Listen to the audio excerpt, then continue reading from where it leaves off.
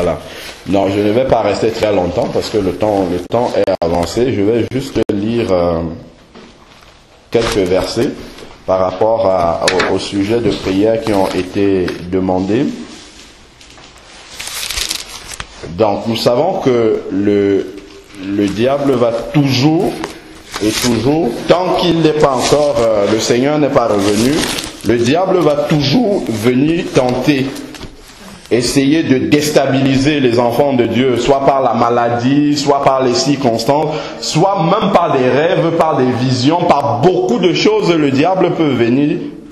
Pourquoi on dit tenter? Parce que, en fait, il n'a pas le pouvoir d'ébranler la situation, parce que c'est pas lui qui maîtrise, c'est Dieu seul qui maîtrise. Donc, tout ce que le diable vient faire, il essaye d'envoyer quelque chose. Et il voit comment vous réagissez. Et c'est en fonction de comment vous réagissez qu'il va continuer le travail, qu'il va orienter son plan. Ne pensez pas qu'il y a des enfants de Dieu que le diable n'attaque pas tout le monde. Comme le frère a dit, ceux qui prêchent, ceux qui ne prêchent, il attaque tout, il essaye avec tout le monde. Mais quand il voit votre manière de réagir par rapport à la situation, il va comprendre si son plan va marcher ou pas et il va essayer autre chose.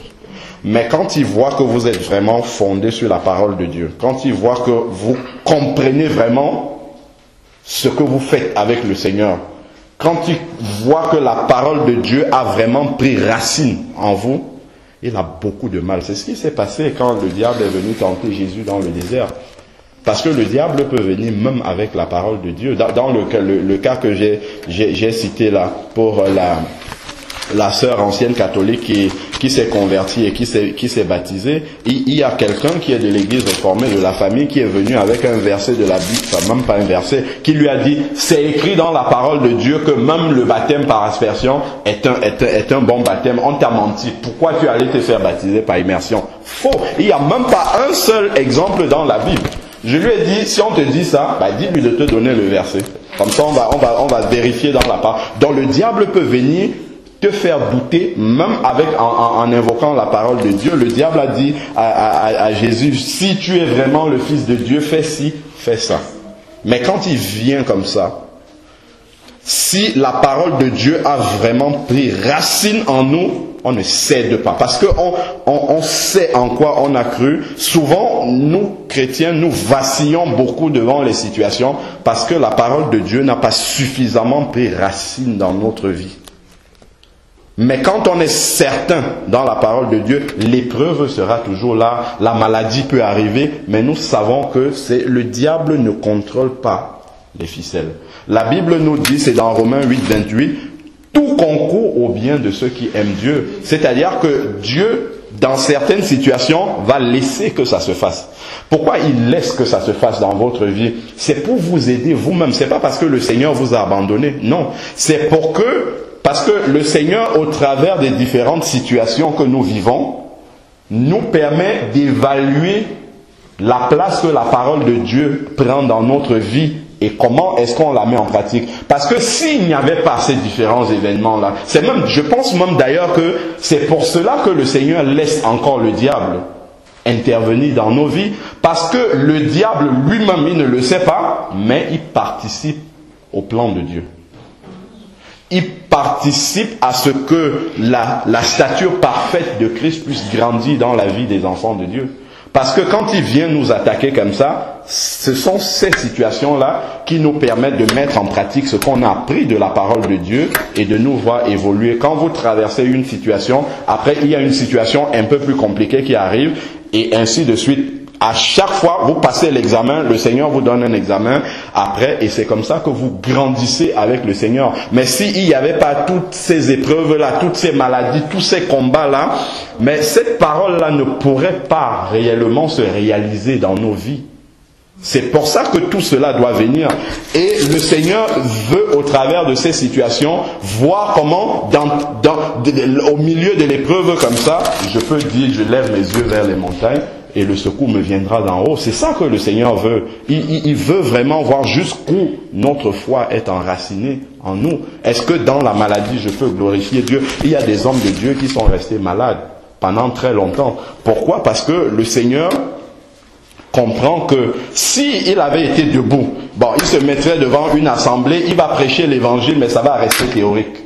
Mais dans son lit de maladie, il peut être là, mais en glorifiant le Seigneur, et d'autres personnes vont être touchées en voyant quelqu'un qui est normalement diminué, qui devrait maudire le Seigneur, mais qui continue à glorifier Dieu, et ces personnes vont être touchées plutôt par cela.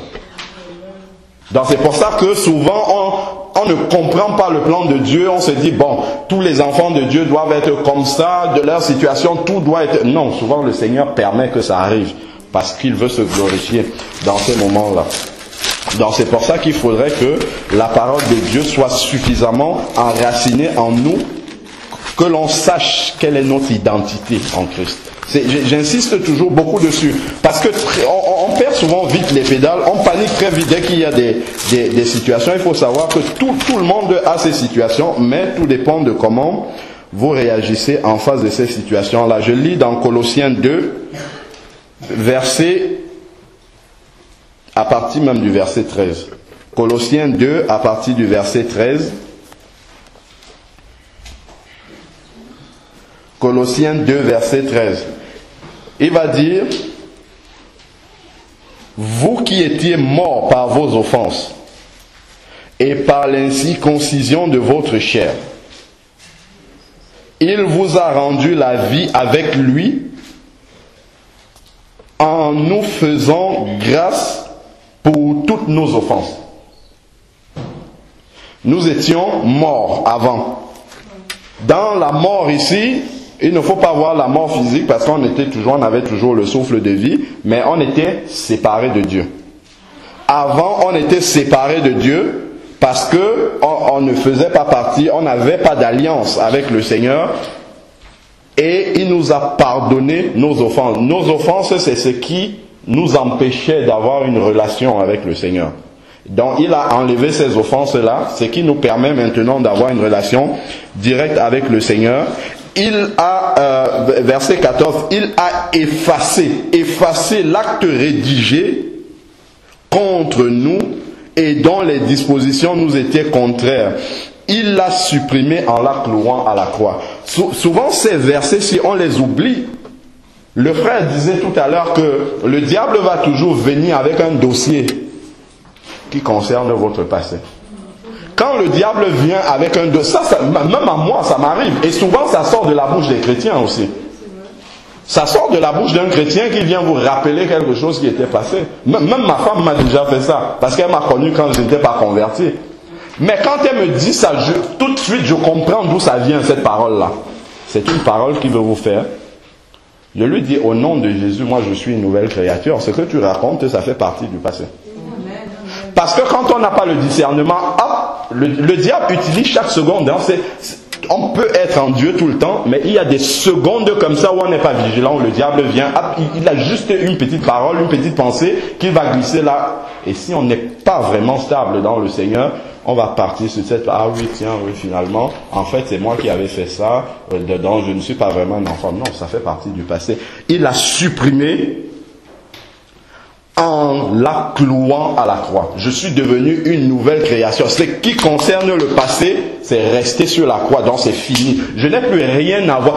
Il faut pouvoir vraiment le dire. Je n'ai plus rien à voir avec ma vie passée. Elle est derrière moi maintenant. Donc si le diable vient avec cela, ça ne devrait pas nous ébranler. Au contraire, la vie passée devient un témoignage maintenant pour nous. On peut utiliser ce qu'on était dans le passé pour témoigner de comment Dieu nous a changés. Et ça peut toucher les gens. Ça peut toucher celui qui est encore dans la situation que nous on avait quand on n'était pas convertis. De lui dire que avant j'étais comme ça et maintenant voilà ce que Dieu a fait de moi. Et je suis une nouvelle création. Et tout cela peut toucher le cœur des personnes qui ne sont pas encore converties et qui traversent et qui sont dans la même vie que nous on avait avant. Verset 15, il a dépouillé les principautés. Vous voyez, il a dépouillé, c'est-à-dire qu'il a enlevé le pouvoir que ces principautés-là avaient. Il a dépouillé les principautés et les pouvoirs et les a publiquement pour que tout le monde puisse le voir, ceux qui sont convertis, publiquement livrés en spectacle en triomphant d'elle à la croix. Ça veut dire que ces principautés-là, c'est le démon et enfin les démons démons qui sont les ministres du diable n'ont plus aucun pouvoir sur les enfants de Dieu. On l'oublie très souvent. Même si on est déjà... Job va dire, je sais que mes yeux le verront. Mon Rédempteur est vivant, mes yeux le verront.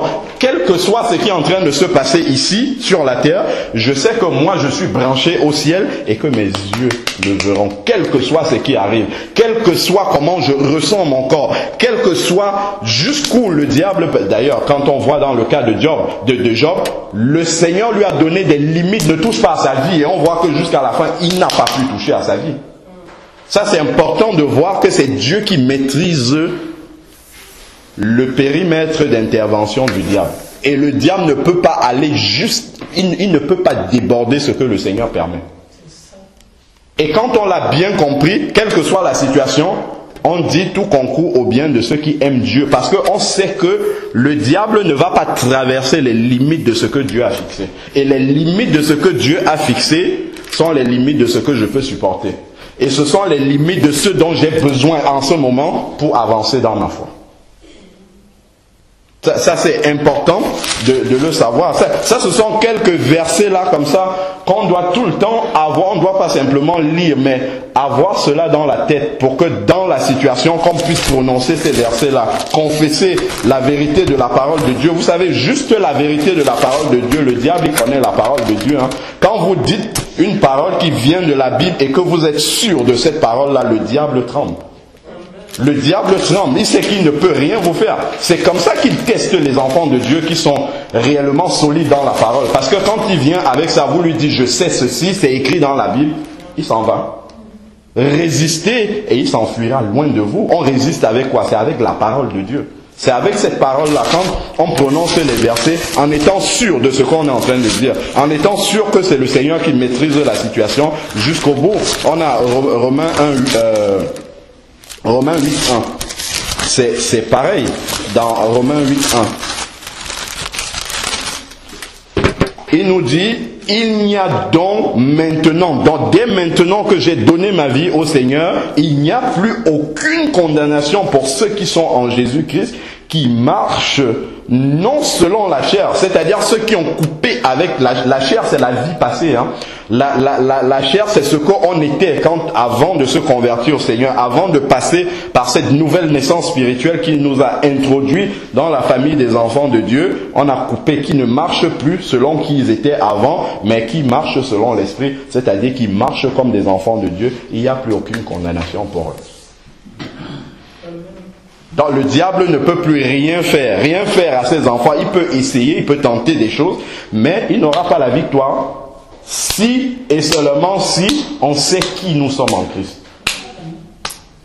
Je reviens toujours sur cette image-là, cette belle image que le frère Henri Viomura nous avait donnée. Nous sommes comme dans l'aquarium, protégés par les vitres de l'aquarium, et à l'intérieur, il y a de gros poissons, des requins, même peut-être des baleines, et ainsi de suite. Et le requin vient comme ça juste, mais il est devant la vitre. La vitre, c'est le sang de Christ qui protège les enfants de Dieu. Le requin vient jusqu'à la vitre comme ça, il vous effraie. L'enfant qui est avec vous, lui, il aura peur parce que il pense que le requin peut traverser la vitre. Mais vous qui êtes un adulte, vous savez que le requin ne peut pas venir. Il ne peut pas traverser la vitre. C'est pour ça qu'il y a une différence entre ceux qui sont enfants, encore, ceux qui sont au lait de la parole de Dieu, et ceux qui sont adultes. C'est la même chose qu'on voit s'il y a un adulte et un enfant dans l'aquarium.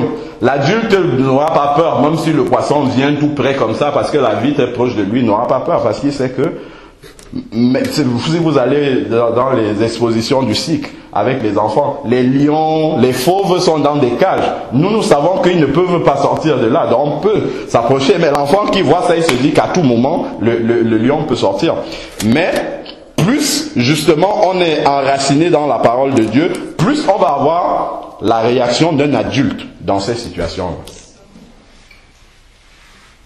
Et plus on avance avec le Seigneur, plus justement les expériences que nous vivons doivent mettre au fur et à mesure cette fondation-là. Il ne faudrait pas qu'on avance avec le Seigneur quand il y a une situation qui se présente dans notre vie, qu'on réagisse encore comme si on venait de se convertir. C'est comme si on va faire un bond en arrière. Parce qu'on peut connaître la parole de Dieu, c'est pas le problème. Le problème, c'est pas de connaître la Bible. Le problème, c'est que dans la situation, il faut penser à cette parole-là. Il faut penser à ces versets-là. C'est ça tout le problème de la vie chrétienne. C'est pas de connaître la Bible, le fait de rester longtemps à l'église. Souvent on connaît finalement tous les versets, mais il faudrait que dans telle situation que l'on puisse dire, là il faut que la parole de Dieu s'accomplisse dans ma vie. Amen. Bon, on va conclure les 9h30.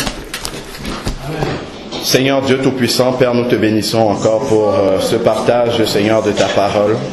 Seigneur, ceci n'est qu'un rappel, Seigneur. Nous savons que tu es là, tu nous soutiens et tu ne permets pas, Seigneur, que nous soyons submergés, Seigneur, par les circonstances qui nous arrivent. Seigneur, nous savons que tu utilises toutes les circonstances qui nous arrivent, Seigneur, pour nous permettre de grandir en toi, pour nous permettre, Seigneur, de te faire davantage confiance, Seigneur Dieu Tout-Puissant, pour permettre à notre foi d'être éprouvée afin que nous puissions grandir encore et que nous puissions savoir, Seigneur Dieu Tout-Puissant, que c'est toi qui maîtrises, Seigneur, les ficelles, c'est toi qui maîtrises notre avenir, Seigneur, pour pouvoir expérimenter, Seigneur, ce verset qui nous dit que tout concourt au bien de ceux qui aiment Dieu, Seigneur Dieu Tout-Puissant. Nous savons, Seigneur, que le diable peut avoir des assauts dans notre vie, mais qu'il n'aura pas le dernier mot, Seigneur Dieu Tout-Puissant, parce que le dernier mot t'appartient, toi seul, Seigneur Dieu. Depuis que nous sommes venus à la conversion, Seigneur, nos vies t'appartiennent totalement, Seigneur, et nous savons que seul toi es capable de prendre une décision définitive dans notre vie. Voilà pourquoi, Seigneur, nous voulons rester accrochés à toi, Seigneur. Nous voulons vraiment résister aux traits enflammés du malin, Seigneur, au travers de cette parole, Seigneur, de vie que tu nous donnes, Seigneur. Permets encore à cette parole, Seigneur, de prendre racine dans nos vies, de prendre racine dans nos cœurs, parce que tu aspires, Seigneur, à avoir des enfants de Dieu qui te font vraiment confiance, qui font confiance à ce que tu dis dans ta parole, Seigneur, qui ont la certitude, Seigneur, que c'est ta volonté, Seigneur, donnée dans ta parole qui s'accomplira dans leur vie. Père, nous te bénissons encore pour toute la suite de cette journée au nom de Jésus-Christ. Amen. Amen.